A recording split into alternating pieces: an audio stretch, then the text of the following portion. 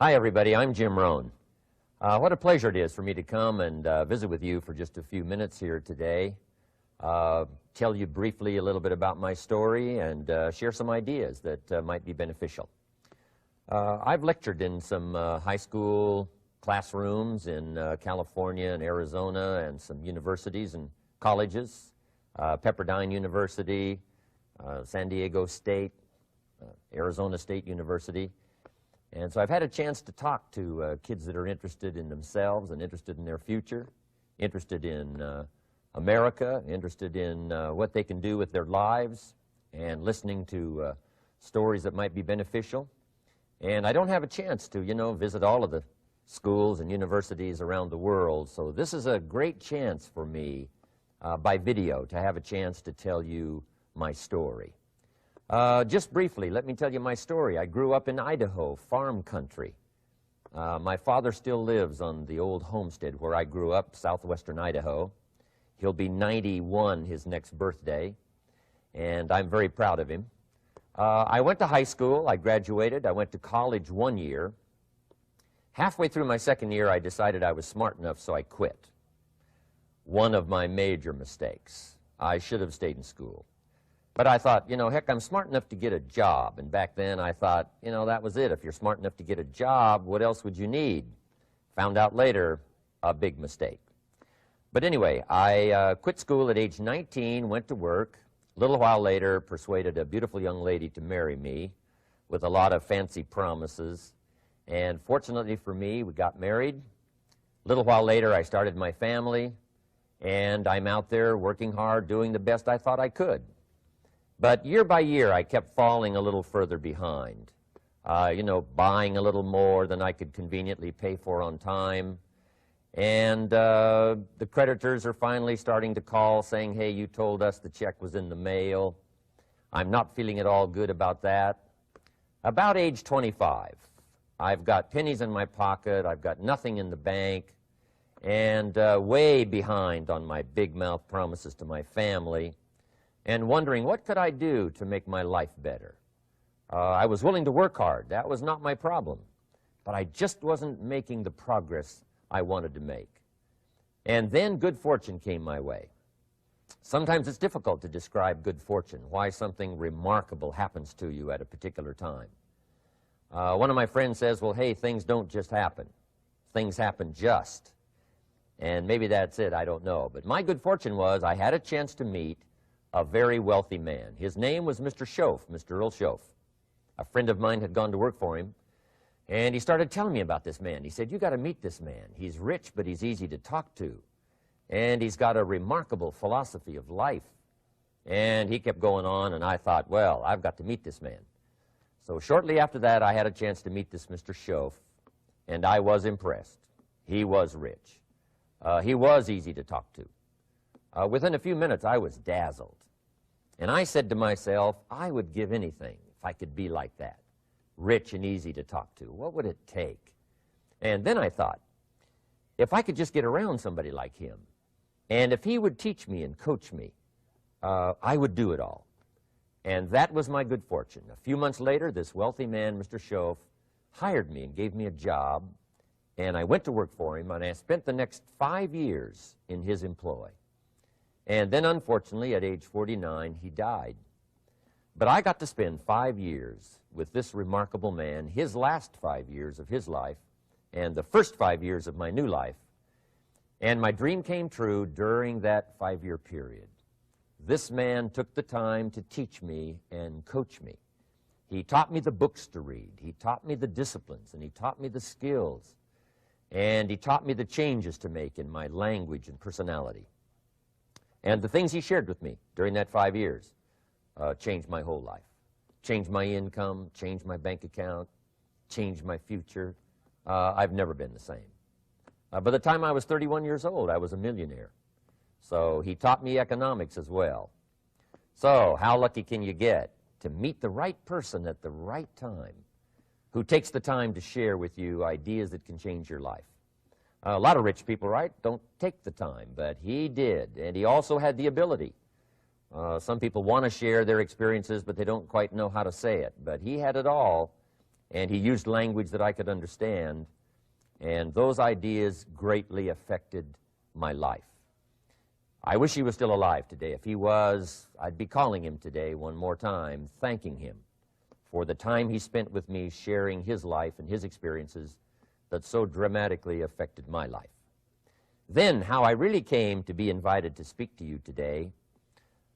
30-plus years ago, I was living in Beverly Hills, California. And a friend of mine one day said, "Jim, you've got to come and tell your story to my service club." He belonged to the Rotary Club. And he said, "I know your story. Idaho farm boy makes it to Beverly Hills."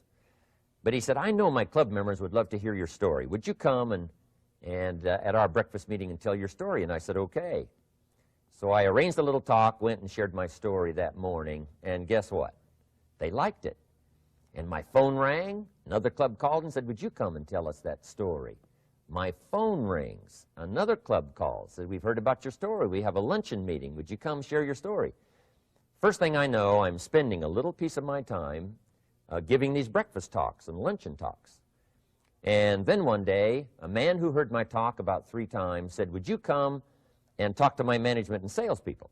He said, "I've got this little company going, and he said, if you would spend some time talking with my management and salespeople, I'd be happy to pay you." And I thought, wow, wouldn't that be something? Tell my story and my experiences and get paid? He said, "I'd be happy to." Little did I know, that was the beginning of a whole new, brand new adventure for me in sharing my story in speeches and talks and seminars and lectures. And now this business, become one of my most flourishing enterprises, takes me around the world. I went to many countries just this year, had my largest audience early this year in Spain, 12,000 people, 10 different languages being translated at the same time, the whole audience with the earphones on. It's interesting when you lecture with multi-languages. You know, when you hit the punchline, you know, the Spanish laugh first, and then the French get it, and then finally the Italians get it, and last the Germans finally get it. And then I say, "Hey, the Germans finally got it. I guess we can continue." You know, some languages take longer to translate than other languages.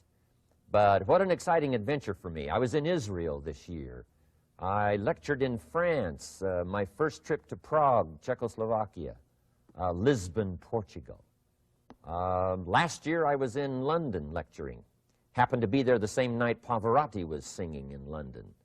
So, big dilemma for the people in London. Shall we go see Jim Rohn, or shall we go listen to Pavarotti? Well, I must admit he had more people than I did, like 150,000 more. He did a free concert in Hyde Park, and they expected 250,000, but only 150,000 showed up because it rained. And they all got soaked from Prince Charles on down, but they sat in the rain and listened to Pavarotti. I would have been happy that evening, right, to cancel my seminar and go sit in the rain and listen to Pavarotti. Anyway, he and I have agreed now not to appear in the same city on the same day anymore.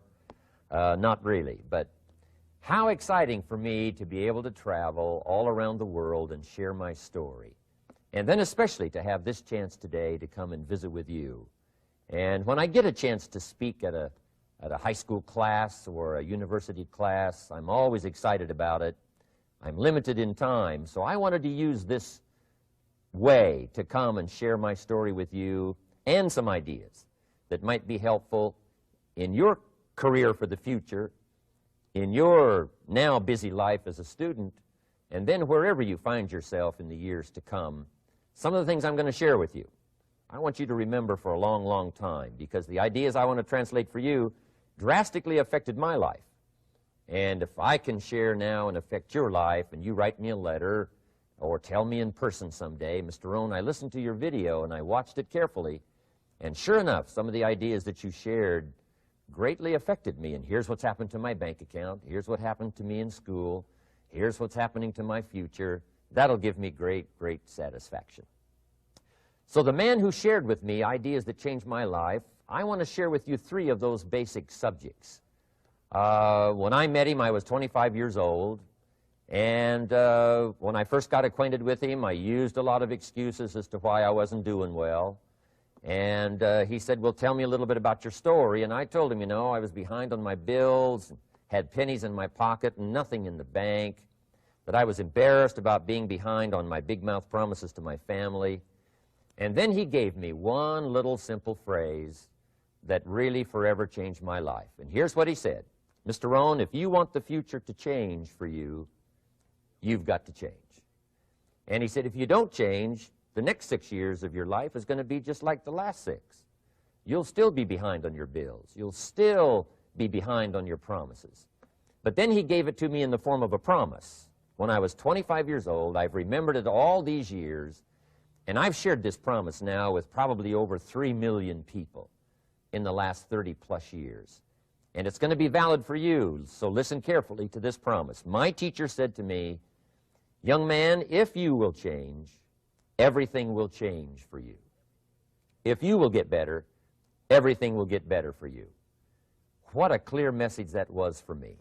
He said, if you'll change your philosophy, if you'll change your habits, if you'll refine your thinking, if you'll change and accept some new disciplines, if you'll turn the corner where you've been in the past, go for a new life for the future, he said, all kinds of remarkable things will happen for you if you will change. Before I met Mr. Schoaf, I used to cross my fingers and say, I sure hope things will change. I was hoping the government would change and the tax structure would change and that my boss would change and pay me more money. I was hoping that, you know, economics would change and prices would come down. And I was hoping that circumstances would get better. And then I discovered from my teacher that those things are going to continue the same. In fact, all of those things that happen to us is kind of like the wind that blows. And the wind blows on us all. In fact, in America especially, the last 6,500 years of recorded history, we've got probably the most favorable wind that's ever blown. Economics and circumstances, living in a free country, democracy and freedom, an excellent economy. Sure, we struggle at times, but compared to the rest of the world in the last 6,500 years, we've got the best wind ever. But if you just let the wind blow, I'm telling you, it won't take you where you want to go. All of us must use this wind to take us to the dreams we've got, to the equities we want, to the money we want, to the income we want, and to all the things we want our life to have. This is where we want to go, and we've got a good wind, but we must not leave our future just to the wind, just to the economy, just to the structure of the way things are happening today. Here's what we must learn to do, and that is set a good sail. And if you'll learn to set a good sail, and that's what my teacher taught me in those early days. He said, Mr. Rohn, the wind is going to blow however it's going to blow. Politics are going to be politics, and the economy is going to be the economy. And however it turns out, that's the way it's going to be. What you must learn to do is not to wish for a better wind. That's naive. The key is to wish for the wisdom and the skills and the learning so that you can set a better sail. And so that's what I did at age 25. I went to work not on the economy. I went to work not on the community. I didn't go to work to try to change the government. I didn't go to work to try to change my boss or the company. I didn't go to work to try to change circumstances. I went to work to try to change myself. And I picked up that promise my teacher shared with me, that if I would change, my income would change. If I would change, my bank account would change. If I would change, my future would change. And sure enough, his promise came true for me. The first 6 years of my economic life, I wound up broke. Those pennies in my pocket, nothing in the bank, behind on my promises. The second 6 years of my economic life, I wound up rich. But interestingly enough, the second 6 years of my economic life, the government was about the same and the economy was about the same. You know, the companies were about the same. What they paid was the same. Circumstances around me were the same. You know, my negative relatives were the same. But I was not the same. That's how my life changed. And that's how things started working for me, changing my life all those years ago. So that's what I wanted to share with you to begin with, this beginning of what Mr. Schoaf shared with me, that if I wanted my life to change, this was what I was going to have to do. And so he broke it down into 3 subjects that really made an impact on my life, and I want to share those with you. The first subject he called personal development. And the second subject he called setting goals. And the third was how to become financially independent. And I'd like to give you just a few clues from those three major subjects that so dramatically affected my life. And let's get started. The first one is personal development. Now, in illustrating personal development, Mr. Schoaf, my teacher, started with money. You know, money's not the only place to start in talking personal development, but it's where he started, so let me share the thoughts he shared with me back then. Let me share them with you. Here's the best lesson I can give you on economics. It's very simple. We get paid for bringing value to the marketplace. That's about as simple as I can put economics. We get paid for bringing value to the marketplace. Now, it takes time to bring value to the marketplace. However, we do not get paid for time, so we cross that out. Mistakenly, the man says, I'm making about $20 for an hour. Not true. If that was true, you could just stay home, right, and have them send your money. So that's not true. We don't get paid for time. We get paid for value brought to the marketplace.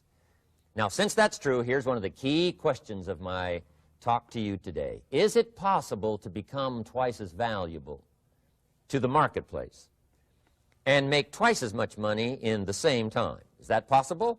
The answer is yes. Could you become 3 times as valuable as you might be right now to the marketplace and make 3 times as much money in the same time? And the answer is yes. 5 times, 10 times? Of course. America is unique. It's a ladder to climb. It starts down here, let's say, at $5 an hour, and it keeps going up. Top income last year, $80 million. The guy who runs Coca-Cola. Now, that's a heck of a ladder. That's why everybody wants to come here, right? The boat people are not headed for Vietnam.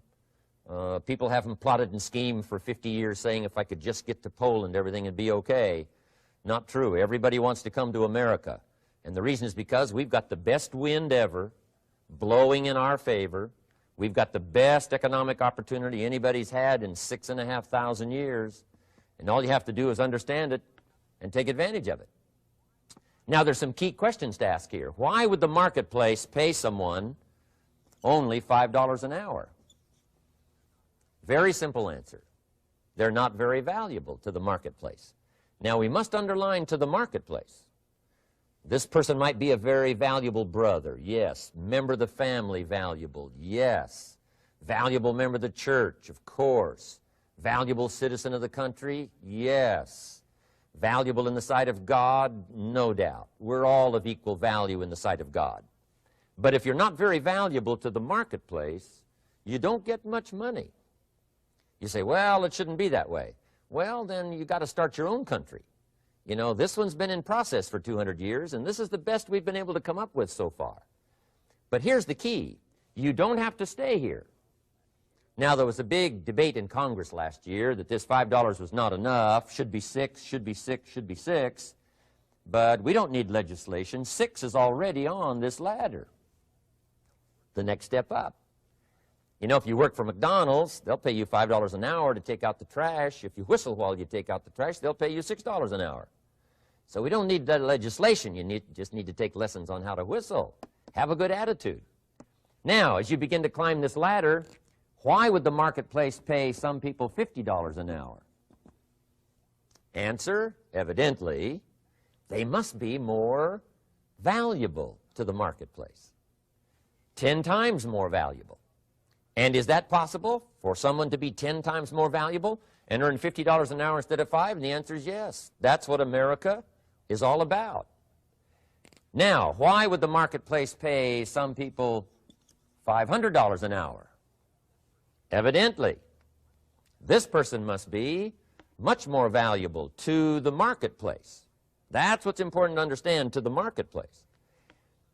And would the marketplace pay one person $80 million for 1 year's work? And the answer is, of course. If you helped a company make $1 billion, would they pay you $80 million? I'm telling you, it is possible. And that's why America is so exciting. That's why this financial ladder is so exciting. It's possible for all of this to come true for all of you, no matter where you start. As a student in school, just getting started out there in the workplace, this is all possible for you. Now, Mr. Schoaf gave me the clue on how to climb this ladder as high as I wanted to climb. Now, we're talking primarily economics here. There's a lot of other ways to become valuable to your family, valuable to your friends, valuable to the community, valuable to the team, right? Valuable to the team effort, valuable to the concert. But here's what he said to me. In climbing this ladder economically, all you have to do is work harder on yourself than you do on your job. Once I heard that, it made sense to me.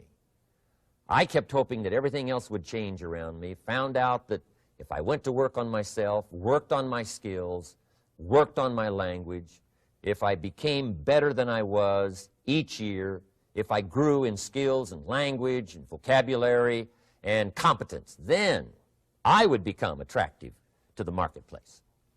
Not very long ago, a company called me and said, Mr. Rohn, we're expanding internationally. We'd like to have a bit of your expertise to help us. Would you give us a bit of your time? We'll add some millions to your fortune. And I said, okay. And I thought later, isn't that interesting they would call me? Then my second thought was, of course they'd call me. Who else would they call? I can get the job done. Now, what a contrast for me, farm boy from Idaho, raised in obscurity, parents of modest means, broke when I was 25. How come I would get a telephone call and someone offer me a lot of money to help them in expanding around the world? Simple answer, evidently. Something happened to me between age 25 and where I am today. And I can tell you where it all started. From my teacher, Mr. Schoaf, who said to me, we don't have to change what's going on out there. That's the wind that's blowing. All we have to do is change what's going on in here. And now there's several ways to do that on personal development. And let me give you those ways. Here's the first one. We must learn from personal experience. Pretty simple. Learn from what happens to you. Take a look back over the last few months. Did you make some mistakes? How could you correct those for the future? Take a look back over the last year. Have you done it right or done it wrong? Let's correct it for the next year. Learn from your personal experience. Mr. Schoaf asked me when I first met him, he said, Mr. Rohn, how are you doing? You've been out there now 6 years. And I said, I'm not doing very well. He said, I suggest you not do that anymore. What a simple, swift analysis to my situation. He said, if you keep doing it, the next 6 years will be like the last 6. You don't want that to happen. Let's make the changes. So learn from your personal experience. Now, here's number 2, why I came to share this video experience with you today. And that, I call it OPE, other people's experiences. That's me, other people. That's your teacher, other people. That's your friends and colleagues, other people. The people you meet that can pass along to you their experiences, what's happened to them, the mistakes they made, how they corrected them, how they changed their health and changed their bank account and changed their income and changed their future. That's it, other people. Now, there's 2 kinds of people to learn from. One is failures. It's too bad failures don't give seminars, right? That would be valuable. Bring your notebook, have them tell you how they lost it all and threw it all away, threw their health away and threw their friendships away and things didn't work out well. That would be valuable. But now then we must also learn from positive, people that have done well. They've got the health, and so we ask them, how did you become so healthy? They've got the skills, so we ask them, how did you become this skillful? They've got the income, so we ask them, how did you get here in such a short period of time? So now here's what's important in personal development. In learning from other people, we learn, number 1, by observation. We learn what we see. We watch people that are successful in what they do. In sports, we watch their disciplines. In business, we watch their disciplines. By observation, what we can see. The reason I created this video was something that you could see someone's experiences translated for you. Second, we learn by what we hear. I've got some of my lectures on cassette tapes, so you can take them with you wherever you go and learn by listening. Turn your car into a mobile classroom and listen. And then listen to the sermon on Sunday morning. Listen to the lectures. Listen to the teacher. Listen to someone who's got something good to say. And then number 3 is vitally important on personal development, and that is read all the books you can possibly read in your lifetime. Mr. Schoaf got me started on my library. I've got one of the better libraries. Haven't read everything in it, but I feel smarter just walking in it, my library. At least I was smart enough to buy it. Now I got to be smart enough to read it. And then, of course, I got to be smart enough to decide what's valuable and then do it. But this one is very important. Become a good reader. Some books that helped change my life. Mr. Schoaf recommended, of course, the Bible. And my parents made sure I was a pretty good scholar by the time I was 18. That's been so beneficial for me, drawing from those illustrations, reading about those stories, people who made it and people who didn't make it, and what the difference was. And then other books that helped to really change my life. One called Think and Grow Rich by Napoleon Hill. And then a book that helped me become financially independent by the time I was 31. And that book is called The Richest Man in Babylon by George Clason. And I'm going to share a little bit of that book with you when I get to financial independence today, our third subject. But I started reading the books, attending the classes, making sure that I got in front of people that had something good to say. And then I started keeping a journal. One of the major things my teacher taught me was to keep a journal. He said, don't trust your memory. If you hear something good, just make a little note and write it down. Now, at first I took, notes on pieces of paper and torn off corners and backs of old envelopes. And it didn't serve me well, thrown in a drawer. Then I learned to keep a journal, a bound copy of all my notes. So I would suggest you do the same. Things that impress you, a poem that impresses you. When you attend a class, some of the ideas that impressed you, jot them down. You read something in a magazine, right? Some ideas. Take those out, put them in your journal. Keep a good journal the rest of your life. This will serve you well. My journals make up a significant portion of my own library. And if you saw my library and saw my journals, I tell you what you'd have to say. This is the library, and these are the journals of a very serious student. No wonder Mr. Rohn is invited to lecture and speak on his experiences around the world.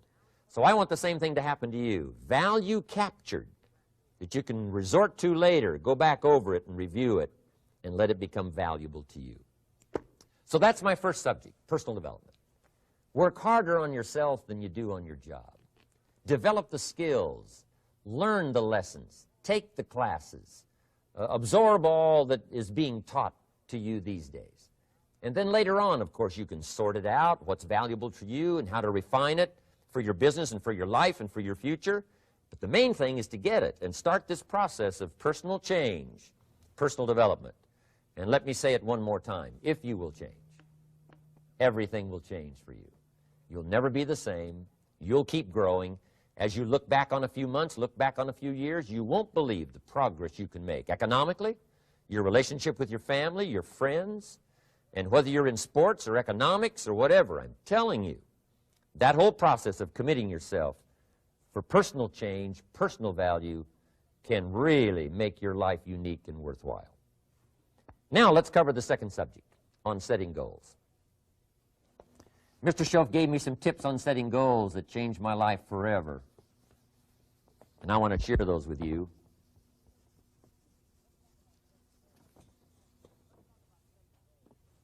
So let's talk about setting goals, and I also want to tie it to personal development, and you'll see how I'm going to do it as I progress here. Setting goals. We need to take a look into the future. There are 4 things to consider in terms of attitude. One is how you feel about the past. Best advice I can give you on that is treat the past as a school. Let it teach you the mistakes you've made, the things that went wrong, the things that didn't work. Don't use the past as a burden to carry, and don't use the past as a club to beat yourself to death. past losses, past failures, past mistakes. But let the past be a school. Tough school maybe. We've all been through some tough stuff. So if you feel good about the past, draw from it for experience and let it teach you. Then next is how you feel about the future. We've got to have the future well designed. The future is called the promise. And here's what we teach in our leadership series. The promise of the future can be an awesome force for your own future.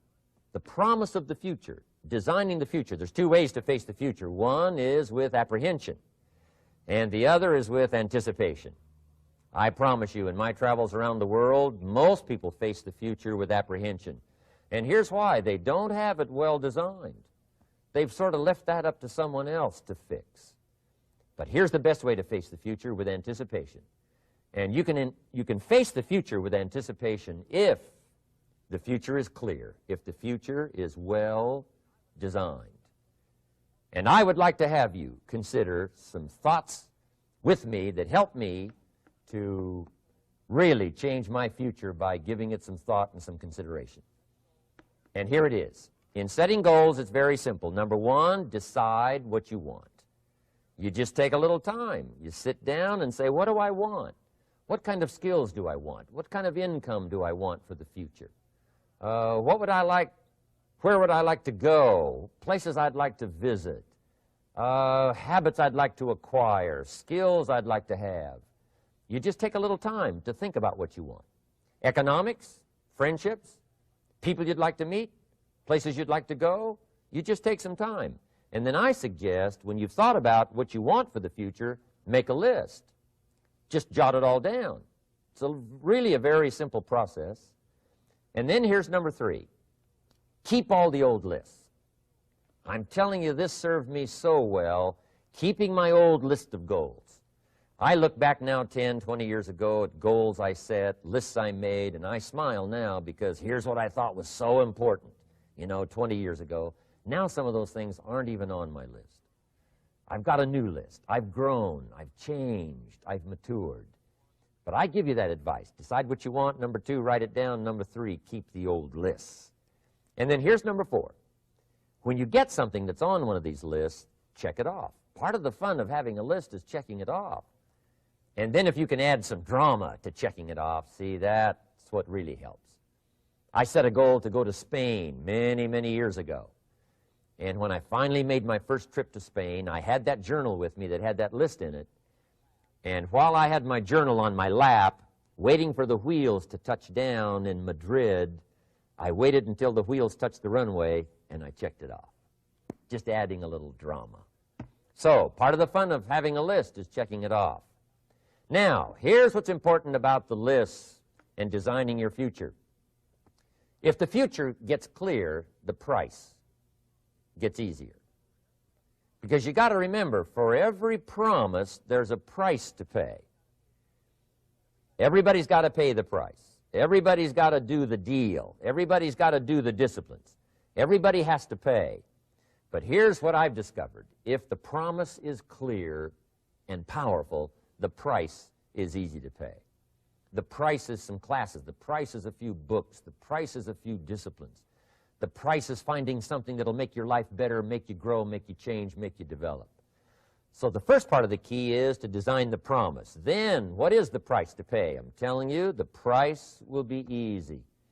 Anybody in my audience can pay it, no matter where you are, where you come from.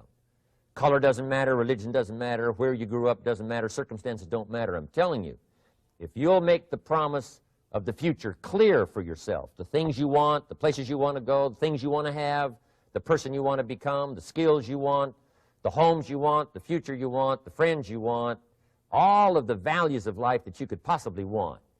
If you'll make that clear, make those lists, and be serious about it, I promise you it's an easy price to pay. Anybody can pay it. And the best advice I can give you is, if I can do it, you can do it. Farm boy from Idaho, raised in obscurity, I changed my life, turned it upside down, turned it all around, found economics, found future, found promise, and if I can do it, you can do it.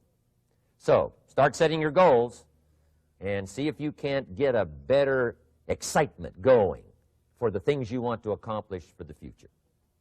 Now here's my third subject, and that's called financial independence. Oh, by the way, before I get to financial independence, let me cover one more point. One of the major reasons for setting goals is for what they make of you in achieving them. My teacher advised me when I first got started at age 25, he said, "Jim, why don't you set a goal to become a millionaire?" He said, "It's got a nice ring to it. You know, enough zeros to impress your accountant." And he said, "I'm here to help you. You're only 25 years old. You've been to 1 year of college. You've got a beautiful family, every reason to do it. Why don't you set a goal to become a millionaire?" And he said, "Here's why." And I thought, he doesn't need to teach me why. Wouldn't it be nice to have $1 million? He said, "No, then you'll miss it." He said, "Here's why. For what it will make of you to achieve it." I'm telling you, that statement changed my life. Set the kind of goals that will make something of you to achieve them. He said, "Now, once you become a millionaire, what's important is not the money." I thought, that's kind of strange teaching. He said, "Honest, it isn't important." He said, "You could just give the money away." Now, I did better than that. I lost it all. By the time I was 31, I was a millionaire. By the time I was 33, I was broke. And I'll tell you a little bit about that story later. But when I lost all my money, guess what? I found out Mr. Schoaf was right. What was valuable was not the money. What was valuable was what I became to earn the money. The skills I had, the knowledge I had about the marketplace, the values that I had going for me. They were more valuable than the money. And here's an important statement to remember. It's not what you get that makes you valuable. It's what you become. So part of the key here is to set the kind of goals that will make something of you. Don't set them too low so that you don't have to grow and you don't have to read and you don't have to try and you don't have to stretch. Don't set them too low. And then don't sell out. Don't go for something that's going to cost you your virtue or cost you your values or sell out your principles. There's a good middle road here to follow. Goals that will inspire, goals that will help you grow, change, develop, and become better than you are. Okay. Now let's talk about financial independence. How to become rich by 40, 35 if you're extra bright, much sooner if you find an opportunity like I did. Let me show you how I did it. Financial independence. First of all, I like the phrase financial independence. Some people are a little bit concerned about using the word becoming rich or becoming wealthy, and I can understand that. I struggled a little bit with this. Is it okay to go for becoming rich, go for becoming wealthy? And maybe that's a bit too strong a word or strong a term. So here's what I've come up with that I think is comfortable for me, and that is how to become financially independent. I think it's every person's heritage here, especially in America, to become financially independent. Now, let me give you my definition of financial independence. Financial independence is the ability to live from the income of your own personal resources. Financial independence. Now, it depends on how you want to live. If you need $2,000, $3,000 a month, if you need $4,000 or $5,000 a month, if you need $10,000 a month, some people may need, $100,000 a month. But whatever you would need to live, and you could earn that living from the income of your own personal resources, that's what I call financial freedom, financial independence. And let me show you how to acquire it. If you start at age 15, between ages 15 and 35 is 20 years, and in my personal opinion, based on my own studies and my own experience, 20 years, in my opinion, is enough time to become financially independent. If you're not, you don't live in the wrong country. Probably what's happened is you have the wrong plan. And it's easy to be a nice person with the wrong plan. I found that when I was 25 years old. I was broke at age 25, and I was a nice guy. You would have liked me. But I'm telling you, my plans up until then, especially my financial plan, left me broke. I totally changed it the next 6 years, and I became financially independent. So I know what I'm talking about. It is possible in a reasonable amount of time, 15 to 35, whatever, 20 years' time, enough time. You can do it in a much shorter period of time, like I did if you want to. But this is a reasonable enough time. But here's number one. First of all, you got to have the right philosophy. Philosophy is our ability to gather knowledge and sort through it and decide what's valuable. To develop a philosophy about life, a philosophy about our health, a philosophy about our family relationships, a philosophy about economics. And if you develop the right philosophy, that's what helps to set this sail so that in 6 years it takes you where you want to go instead of winding up like I did that first 6 years of my economics, broke, no money, empty bank account. The right philosophy. Now let me give you a couple of philosophies to consider. Here's the first one. It's called the philosophy of the poor. And here it is. Poor people usually spend their money and invest what's left. That's the philosophy of the poor. Now here's the philosophy of the rich. Rich people invest their money and spend what's left. And here's the startling answer. It really doesn't matter what the amount is. What's most important is not the amount. What's really important is the philosophy.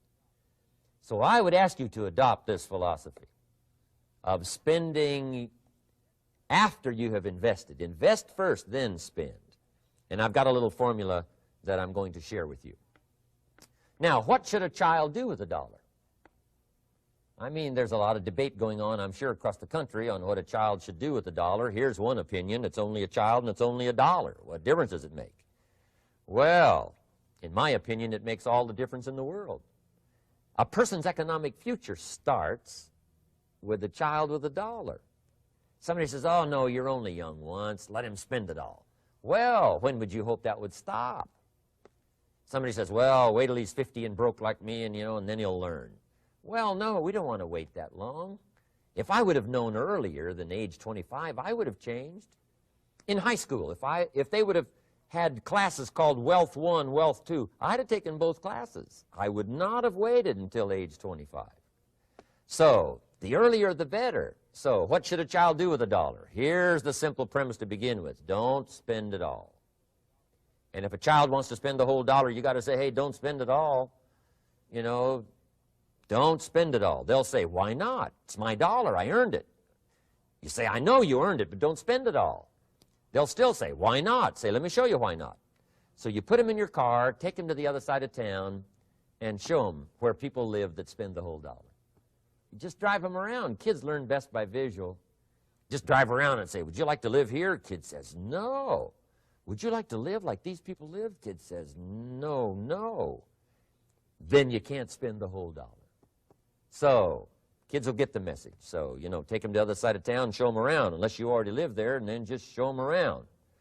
Anyway, don't spend the whole dollar. Now, let me give you my best view of what to do with the dollar. And I promise you, if you started at age 15, now if you're over 15, right, you've still got plenty of time. You still got 20 years. If you're 30, you've still got 20 years. I mean, you still got plenty of time to start what I'm about to share with you. What to do with a dollar. Here's my first bit of advice. Never spend more than 70 cents. Never spend more than 70 cents. Now, you got to pick some number, and the number you pick is going to be determined by your philosophy. It's going to be determined by what you've been taught or your experience teaching yourself. When I first met my teacher, Mr. Schoaf, I was at about 110% of each dollar. I'm down at budget finance, hawking my furniture and my car one more time.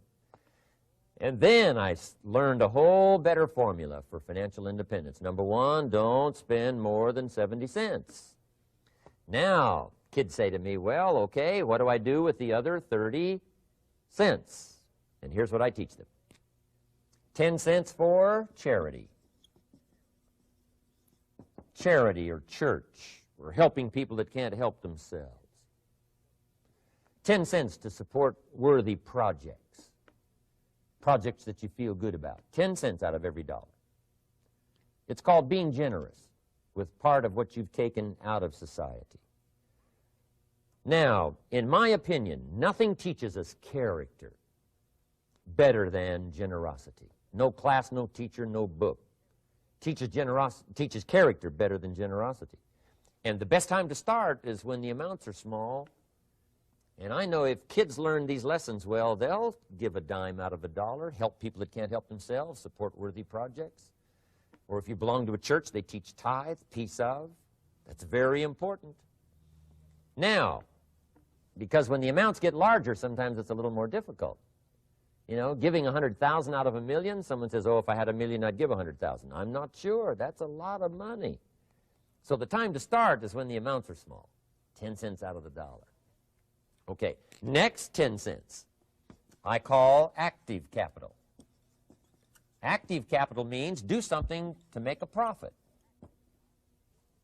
Active capital. Set aside a portion of your income. Wages are okay, but I'm telling you, wages will make you a living. Profits will make you a fortune. So set aside part of your income as capital, called active capital. Any kind of project you can possibly think of, you can possibly come up with. I'm going to write a new book, I think, for kids. I think the title is going to be, Of Course, Kids Should Pay Taxes. It's kind of an interesting title. In California, kids do pay taxes. When a child walks into 7-Eleven, buys something that costs $1, the proprietor says, give me 7 more pennies.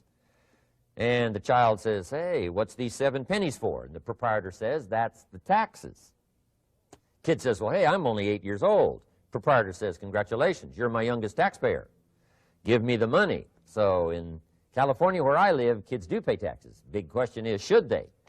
And my book will answer that question. Of course, kids should pay taxes. Nothing is for free. If you want to ride your bicycle on the sidewalk instead of in the mud, you got to pay the 7 pennies. Nothing is free, so we all have to pay. So, 10 cents out of your living, out of the money you earn, set aside for capital. Capital to try your best to show a profit. And in my book, it's going to be all kinds of ways kids can make money, right? 2 bicycles, one to ride and one to rent. I mean, you know, it doesn't take long to figure out some enterprise that'll start making a profit. Then you must jot this down if you're taking notes. Profits are better than wages. 1, you can't usually start wages until you're about 16, 15, 16, but you can make a profit long before you're eligible to start earning wages. And then there's no limit to profits, and they can double and triple and quadruple. You know, there's no limit. It's incredible how fast profits can grow. So profits are better than wages. Wages make you a living. Profits make you a fortune. Now, the third 10 cents is vitally important. I call it passive capital. Capital you let somebody else use. A financial institution, stocks and bonds, mutual funds, whatever. Let someone else use it. You furnish the money. They use it to make a profit, but they pay you for the use of it, called interest. And here's one of the things that will make you financially independent fairly quickly, and that's called compound interest. And this is how you get it. Letting someone else use a portion of your money, your substance. They show the profit, they pay you interest. And this passive capital, I'm telling you, over a sustained period of time, if you'll develop this little 10, 10, 10, and 70, especially starting at age 15, I'm telling you, by the time you're 35, you will be financially independent.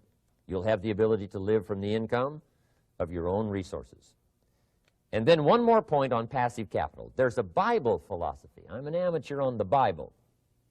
But there's a Bible philosophy that teaches the borrower is servant to the lender. And if you want to be in a powerful position as you grow older, finally when you become mature, maybe have your own business, things have worked out for you for the future, the position you always want to be in is the power position, and that's called the lender. The lender is the power position. So if kids learn early enough, and then you ask them what they'd like to be when they grow up, I'm telling you, once they understand, they'll say, well, one of the things I want to be is one of those lenders. That's the power position, not the spender. No, you'll be pitied the rest of your life if you just become a spender. You got to become a lender. And I think this is the one formulas to follow. 10 cents out of every dollar. Let someone else use it. Be the lender, power position. Then try to show a profit. Can't we teach our children how to take $1, search the neighborhood, find a broken wagon, pay $1 for it, bring it home, you know, clean it up, sand it until it's clean, paint it red till it shines, straighten out the wheels till they're true, take it back to the neighborhood, sell it for $5? Anybody can do that. Now, does the child deserve $4 profit? And the answer is yes. Society now has a mended wagon. And that's what America's all about. Finding something, touching it, making it better, making a profit, taking part of your resources, helping people who can't help themselves. Let someone else use it to make a profit. Some projects require more capital than one person has. Exciting. And then let them pay you for the use of it. America's had this philosophy now all these years. Communism has taught all these years capital belongs in the hands of the state, not in the hands of the people. We've been teaching all these years capital belongs in the hands of the people, not in the hands of the state. And we turned out to be right. Capital in the hands of the kids, capital in the hands of the people. Enterprises that make a profit, enterprises that grow. It's the hope of our future. So that little simple formula, I hope, will help you. Now, one more key on financial independence, and that is attitude. Attitude. Here's number one. I used to say, I hate to pay my bills. My teacher straightened me out on that. He said, let's see, Mr. Rohn, what you hate to do is pay $100 on an account and reduce your liabilities and increase your assets. I said, well, no, not if you look at it that way. He said, well, it all depends on how you look at it. So wouldn't you love to pay your bills, reduce your liabilities, increase your assets? You got to have that kind of attitude. I found out the same attitude about taxes. I used to say, I hate to pay my taxes. And Mr. Shove said, well, that's one way to live. But don't you understand? Taxes is how we care and feed the goose that lays the golden eggs. Wouldn't you want to do your share? Someone says, yes, but the goose eats too much. Probably true. But hey, we all eat too much. We all need to go on a diet. Better a fat goose than no goose. So I finally became a happy taxpayer. Now, I think taxes are too high, so I'm working to get taxes lowered for our economic future. But then whatever they turn out to be, I gladly pay and do my part, because that's what makes the whole system run, each of us doing our part. Now, I want these three subjects to be valuable for you. I want them to have meaning for you. I want you someday to be financially independent. I want you to have the personal development so that you feel good about yourself. If I had a chance to meet you someday, I'd like to have you show me the list of goals that you got started and say, Mr. Rohn, here's some I've already checked off.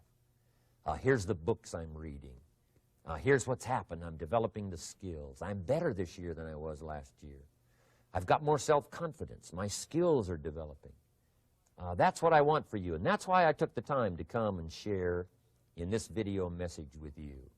I do seminars all around the world, but this is one way that I can reach out and touch you in case you can't come to my seminars wherever I am. Maybe this video will reach you somewhere, and it'll have an impact on your life. And what I'd like to do is later hear about it, a letter, phone call, or to have a chance to meet you in person.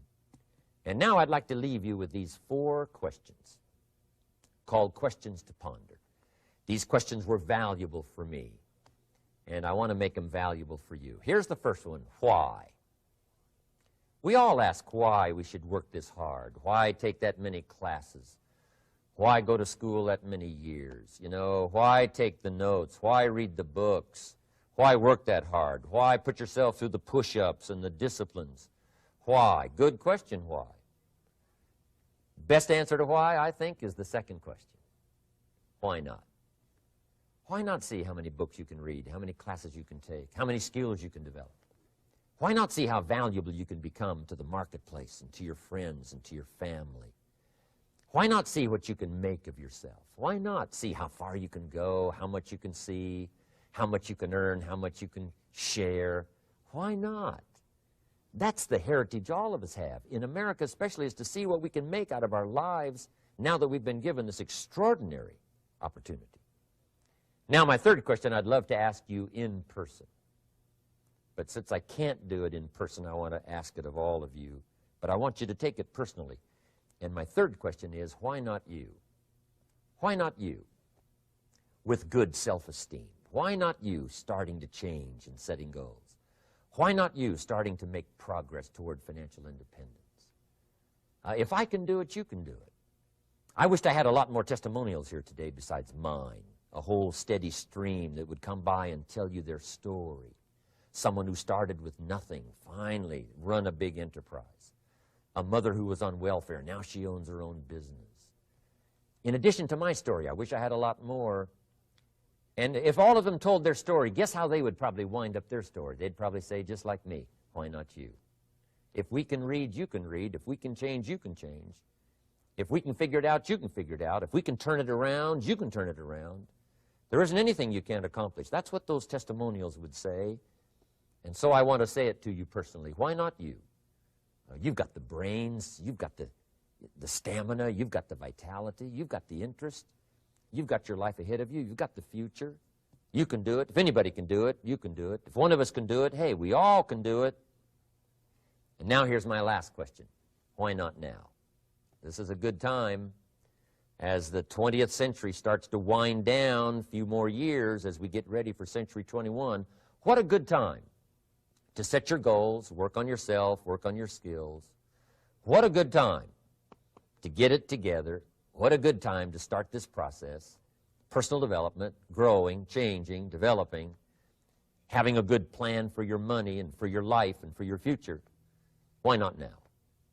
And I hope I have a chance to see you one of these days and share with you the experience, the reaction, the response you might have had from my message today. And until I get a chance to see you on this side of the world or the other side of the world, in some school or some seminar, or maybe I'll come and speak for a company that you work for someday. I hope I get a chance to meet you. Until then, I wish you the best. I want all that I've gotten to be yours and much, much more. God bless. Goodbye.